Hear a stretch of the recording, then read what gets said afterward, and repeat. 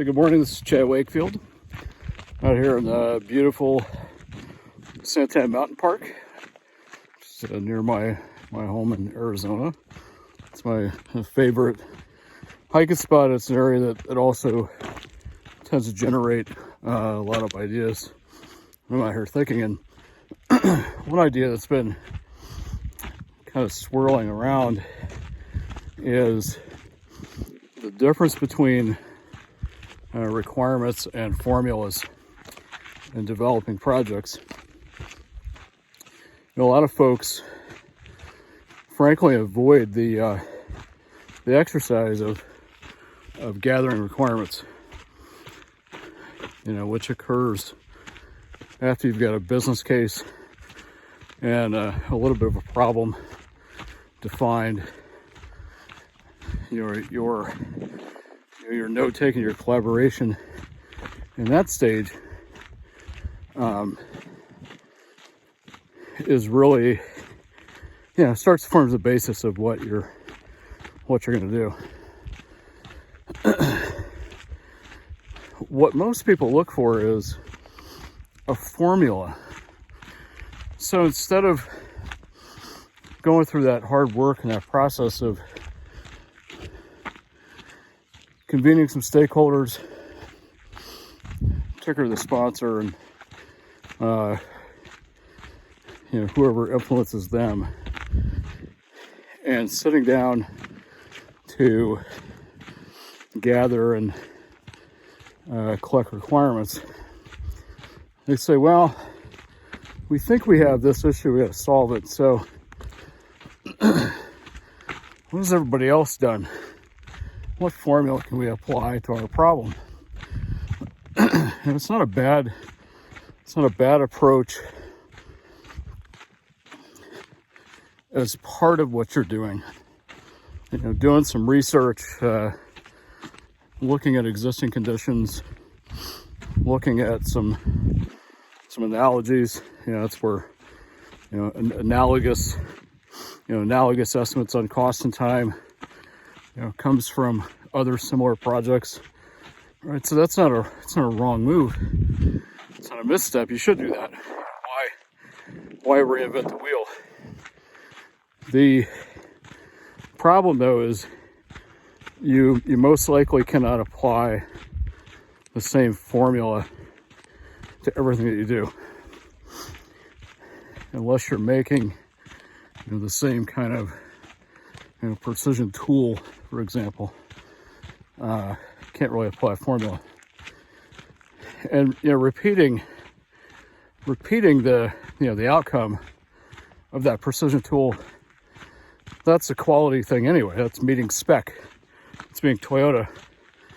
Toyota produces millions of cars based on specifications that are very well defined.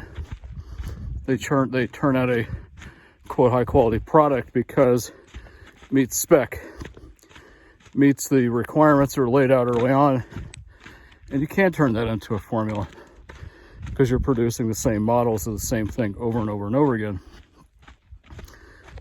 Where you have projects that are involved in all kinds of things.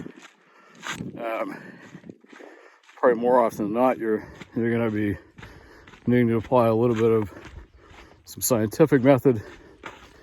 So a lot of brainstorming, a lot of stakeholder engagement, sifting through things, not necessarily be able to apply a formula.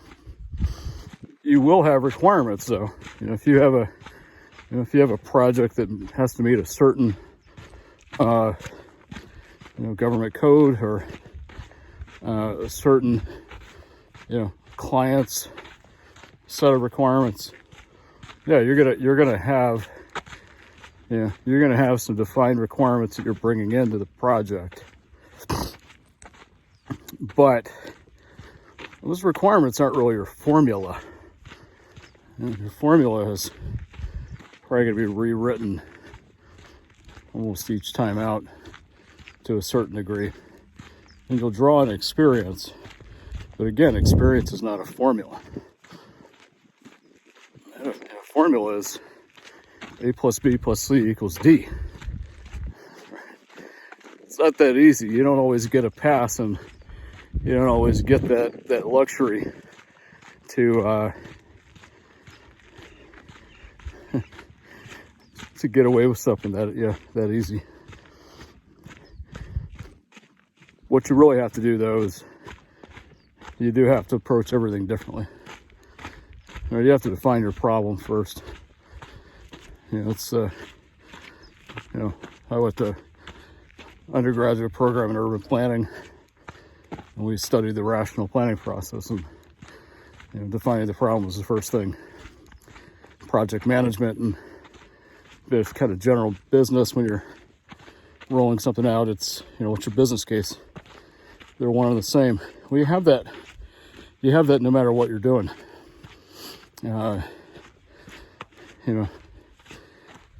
There are certainly some things that get done off of a checklist, but that tends to be a functional work. That's something that gets done day in, day out, consistently.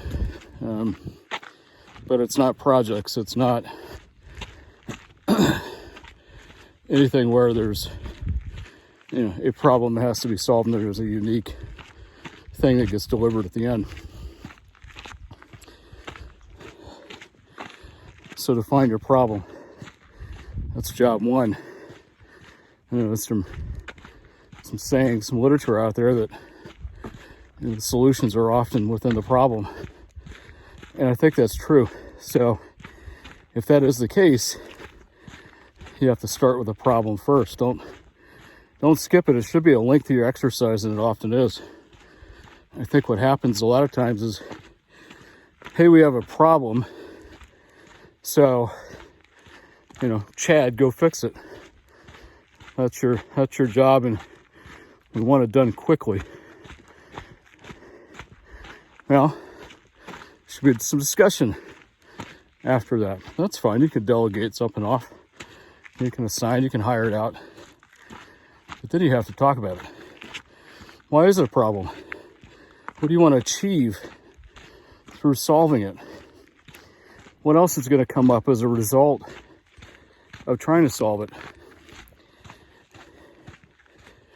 What consequences may actually arise?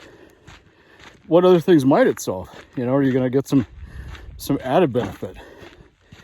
Are there some features that fall out from the requirements collecting exercise that it's pork, it's not needed, it may even be unrelated totally. It's just somebody's pet project that they've decided to slip in, under the radar. And if they don't get it, they're going to be opposed, and they're going to be a negative influence on the project. They're going to be a bad stakeholder. They're going to be a stakeholder that works against the project. You have to have that discussion, and that's where things like project charters come in handy. Because that's a product. It's everybody's in agreement. We're going to turn out this written product that's a result of this exercise of finding a business case, collecting some preliminary requirements, identifying the stakeholders, trying to understand where people want to get to more or less, and what's our commitment level, who's going to run it, how much time are we willing to give, actually willing to give, not, well, it sounds cool to make it a year-long initiative, but nobody's really got the will to do it. You should know that up front, because otherwise you're going to fail. You won't deliver that project. It's just never going to happen, because nobody's really behind it. Nobody has the fortitude to see it out and fight for it. So that's the hard work. And again, all of that comes out of firstly identifying the problem and then defining it. And seldom are you going to be able to have a ready-made formula applied to that. if you're doing similar stuff, the more you do it, your learning curve goes down.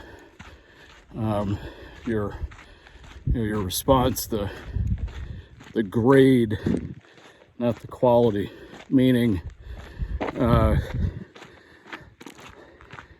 if you're scoring yourself, is your solution an A, a B, or a C? Grade is success and benefits. It's not quality. Quality is just made in spec. So I'm kind of jumping around, a lot of different areas here, but the key thing that hopefully you take away from this is you have to spend time up front on good identification, definition of problems, the time to actually develop a good set of requirements for it and build off those. If you get lucky and there's some, and part of that is evaluating what's existing. Do you already have some tools in place to work with? And yes, you might even have some formulas, right? It may be part of the equation. But frankly, the idea that you're going to start off with a formula that's going to fix something, you're not going to fix it. You're going to have more problems, most likely. When